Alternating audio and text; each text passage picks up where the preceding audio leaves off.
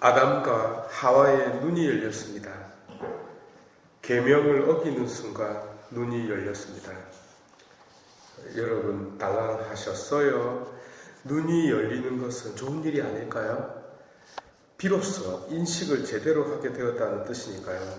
그러나 성경이 말하는 것은 그런 철학적인 의미가 아닙니다. 실존적, 도덕적 의미에 가깝습니다.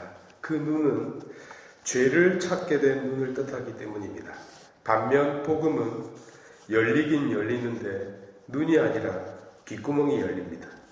창세기대로라면 귀가 열리는 것도 나쁜 것이 아닐까요? 듣지 말아야 할 말을 듣게 되니까요. 이랬대 저랬대 어쩌고 저쩌고 하는 말을 들으면 괴롭지 않을 수 없으니까요. 그러나 복음도 그런 의미가 아닙니다. 말씀은 들음에서 온다는 뜻입니다. 곧 들음에서 믿음이 시작된다는 것을 의미하기 때문에 눈보다 귀가 먼저 열려야 하는 것입니다. 하여 말씀은 까마득한 그 옛날 시작부터 뭔가 잘못된 것을 제대로 푸는 방법을 곧 꼬이고 꼬인 우리 인생에 저 고르디우스의 매듭을 한 방에 끊어내는 알렉산더 대왕의 칼을 우리에게 주고 있다 하겠습니다. 자, 그러면 우리의 눈을 즐겁게 해주는 에덴 동산으로 다시 눈을 돌려보도록 합시다. 3부작 미니 시리즈 결말이니까요. 아담은 하와를 보고 너무나 아름다운 하와를 보고 놀랍니다. 그녀는 살 빠진 양귀비와 같았고 그 몸에는 36, 24, 35로서 완벽한 황금률을 뽐내고 있었기 때문이죠. 아담은 감탄하며 하느님께 묻습니다. 아이 좋아 아이 좋아 하느님 어찌하여 그녀를 이토록 아름답게 만드셨습니까? 하느님 왈 그래야 네가 좋아할 것이 아니니. 그렇게 둘은 행복하게 살았습니다. 그런데 좀 살아보니까 하와가 예쁘긴 한데 말귀를 잘 못 알아듣고 기억도 잘 못하고 잘 잊어먹고 그러는 겁니다. 그래서 답답해진 아담이 다시 묻습니다. 하느님, 하와가 예쁘긴 한데 머리는 왜 이렇게 만드셨어요? 라고요. 그러자 하느님께서 대답하셨습니다. 그래야 그녀가 너를 좋아할 게 아니니. 어쨌든 인간에게 흥미를 끄는 것은 그리 많지 않습니다. 그래서 탈선을 하게 됩니다. 일탈은 짜릿하거든요. 게다가 현실은 힘들고 괴로우니까요. 그래서 술, 노름, 게임 같은 것이 현대인들에게는 뱀과도 같습니다. 그것들은 현실을 잊게 만들기 때문입니다. 그러니 왜 열매를 따먹었느냐고 묻지 마시기 바랍니다. 누구라도 거기 있었으면 따먹었을 테니까요. 삶에서 가장 무서운 것이 권태기라고들 하지 않습니까? 권태기가 닥치면 그토록 짧은 인생도 그렇게나 길게 느껴지나 봅니다.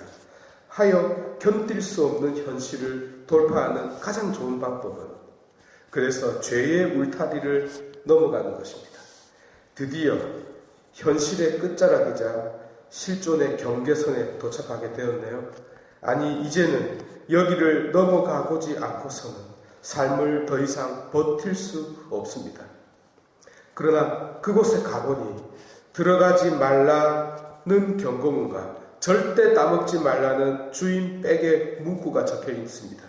드디어 절대 먹어서는 안 된다는 바로 그 열매 앞에 서게 되었습니다. 여자가 쳐다보니 그 열매는 먹음직스럽게 보였습니다. 더욱이 그 열매를 보자 머리 나쁘다고 자신을 놀리던 아담의 말이 떠올랐습니다. 하여 그녀는 두고 보자. 이거 먹고 나 천재 되고야 말겠어. 더 이상 너에게 무시당하고 살지 않을 거야 라고 결심하게 되죠. 그녀는 열매를 손에 꼭 쥐었습니다. 와! 먹으려고 하니 심장이 떨리네요. 눈을 감고 한 입 베어 먹었습니다. 웬걸 맛있었습니다. 비타민도 많았고 과즙도 달고 달았습니다. 그리고서는 남편에게도 줍니다. 보험을 들어야 하니까요. 자기도 먹어봐. 질라 맛있어. 남자는 생각 없는 동물이잖아요. 여자가 하자는 대로 다 합니다. 들어가지 말라고 했지만 들어갔고 먹지 말라고 했지만 먹었습니다. 혼자서는 못했지만 함께하니 대담하게 할 수 있었습니다. 그러나 이를 지켜보던 전문가들이 댓글을 달고 있네요. 좀 있으면 배가 몹시 아플 것이라고요. 그러나 아무 일도 일어나지 않았습니다. 다만 다른 일이 일어났는데 평소에 보지 못하는 것을 볼 수 있게 되었대요. 무엇을 볼 수 있었을까요? 날아다니는 참새의 빤스까지 볼 수 있었습니다. 사흘째 입고 있는가 봐요. 또 무엇이 보였을까요? 바로 눈앞에 있는 그녀가 보였습니다. 그러나 아름다운 장미가 감추고 있는 쪽빛한 가시가 보였습니다. 그녀의 내면이 보이기 시작했습니다.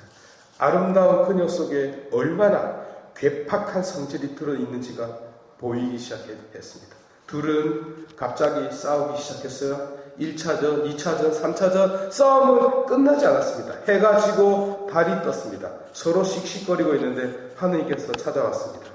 분위기가 이상했죠. 이상해도 너무 이상했습니다. 당신은 눈치를 깠습니다.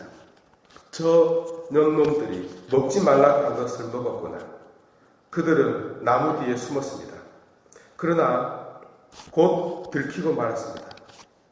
특히 하와는 쉽게 들키고 말았습니다. 그녀의 몸이 나무보다 더 두꺼웠기 때문이었습니다. 하느님은 아담이 어디 있는지 아시고 아담에게 묻습니다. 너 어디 있느냐? 이 질문은 신앙의 궁극적인 질문이면서 동시에 영원한 질문입니다. 아담은 두려워서 숨었습니다. 라고 숨어서 자신의 위치를 보고하고 있습니다. 여기서 죄의 성질을 엿볼 수 있는데요. 죄는 아무도 모르는 곳에서 저지른 죄는, 어두컴컴한 데서 저지른 죄는 감추어진 채 드러난다는 것입니다. 하여 하느님은 준엄하게 아담에게 물었습니다. 왜 그랬어? 그러자 아담은 여자 탓을 합니다. 저 여우가 이 열매를 먹으면 정력이 좋아진다고 해서 먹었습니다. 여우에게 쏘았습니다. 저는 억울합니다. 라고요. 그래서 여자에게 물었습니다. 왜 그랬어? 그러자 하와는 길게 늘어진 아래 의자에게 탓을 돌립니다. 저놈이 이 열매를 먹으면 살이 빠진다고 해서 먹었습니다. 저도 사기당했습니다. 억울합니다. 라고 항변합니다. 그래서 뱀에게 물었습니다. 왜 그랬어? 뱀은 탓을 돌릴 곳이 없었습니다. 그래서 지금까지 목이 없는 것입니다. 그들 모두는 계명을 어긴 대가를 톡톡히 치르게 됩니다. 뱀은 배로 기어다녀야 했고, 여자와 원수가 되었고, 여자는 아이를 낳는 고통을 겪게 되었고, 남자는 쎄 빠지게 일해야만 먹고 살 수 있게 되었습니다. 그들은 에덴 동산에서 쫓겨나 아주 멀리 떠나게 되었답니다. 전승에 의하면 지세포라는 곳으로 갔다고 하네요.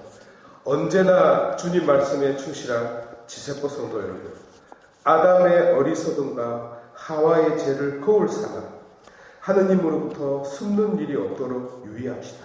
아니, 아담의 탓 때문에 볼 수 있게 되었으니 이왕 보는 것 제대로 보도록 합시다. 그러면 우리는 무엇을 보아야 할까요? 바로 하느님의 질문을 받아치면 됩니다.